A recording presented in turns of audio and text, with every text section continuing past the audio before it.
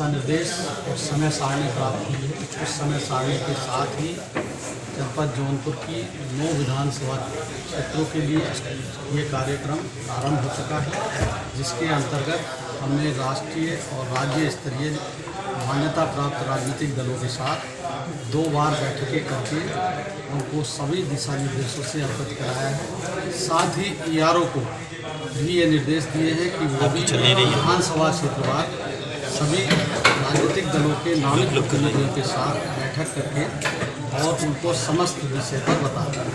जो प्रशिक्षण ERO का होना था, AERO का होना था या BLO का होना था, यह प्रशिक्षण हो चुका है और 4 नवंबर से 4 दिसंबर के बीच घर घर जाकर BLO हाउस टू हाउस सर्वे करके इम्यूनेशन फार्म वितरित करेगा और उसको कलेक्ट करेगा।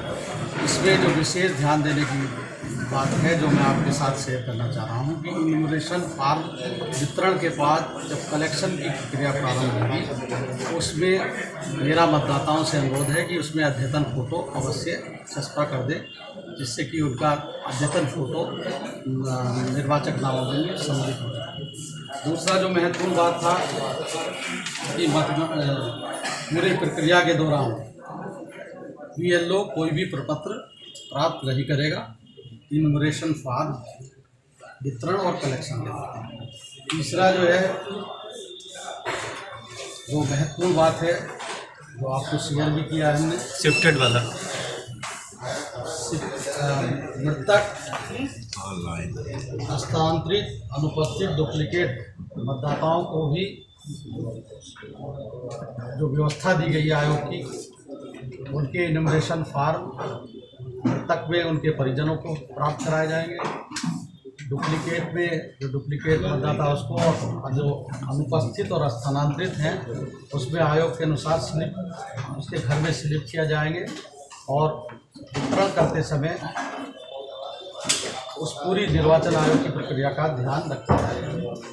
यही महत्वपूर्ण बातें थी और समय समय पर हम और आपको जानकारी देते रहेंगे जैसे जैसे ये प्रोग्रेस। कितने BLO लगाए गए हैं पूरे जिले में? 3531 BLO को लगाया है। दस्तावेजों की सूची क्या है अगर हम मतदाता? दस्तावेजों की सूची अभी देखिए, अभी आवश्यकता नहीं, जब आलेख पर प्रकाशन हो जाएगा और उसमें नोटिस जारी होगी, उस नोटिस जारी होने पर दस्तावेज 13 प्रकार के हैं जो अधिकृत किए गए हैं। इसमें आधार को केवल पंजीकरण का आधार माना गया है, उसमें जन्म और मृत्यु या उससे संबंधित उसको अभिलेख में सम्मिलित किए जाने का वो नहीं है। राशन कार्ड सर, ये मैथ लिस्ट आपके जो इन्यूमरेशन फार्म है उसके पीछे जो इंफॉर्मेशन सूचना है, गणना प्रपत्र के पीछे जो दिया गया है, ये गणना प्रपत्र है। इसको मैंने भरने की विधि बताई आपको कि इसमें BLO का नाम पहले से अंकित होगा और उसका मोबाइल नंबर भी होगा। दूसरा, ये प्री प्रिंटेड रहेगा इंफॉर्मेशन। इसका जो ये वर्तमान फ़ोटो चिपकाए जाने के लिए निर्देश हैं, मेरा आपके माध्यम से भी अनुरोध है कि इसमें इन्यूमरेशन फार्म जमा करते समय अद्यतन फ़ोटो अवश्य लगाए। ये इन्फॉर्मेशन मतदाता द्वारा स्वयं भरी जाएगी या BLO के सहयोग से या BLA के सहयोग से। इसमें प्रत्येक राजनीतिक दल जो राष्ट्रीय या राज्य मान्यता प्राप्त है उनसे अनुरोध किया गया है कि वह अपने BLA अपॉइंट कर दे और BLO के साथ समन्वय भी स्थापित कराया जा रहा है और प्रत्येक BLO को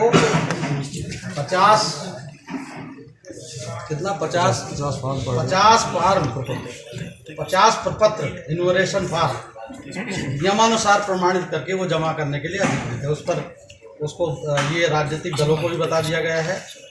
भ्रमण के दौरान जो नए निर्वाचक हैं वो फार्म, नए निर्वाचक भ्रमण के दौरान बूथ लेवल अधिकारी को नए निर्वाचकों को सम्मिलित करने के लिए फार्म 6 और सुधार और स्थानांतरण हेतु फार्म 8 दिए जा रहे हैं। 30 इसके साथ घोषणा पत्र संलग्न किया जाना आवश्यक है। बिना घोषणा पत्र के फार्म 6 और फार्म 8 को नियमानुसार इंटरटेन नहीं किया जाएगा। ये सारी बातें थी। 2003 के पहले जो लोग सूची में हैं उनको क्या करना है, 3 के बाद जो लोग सूची में आए हैं उनको क्या करना है?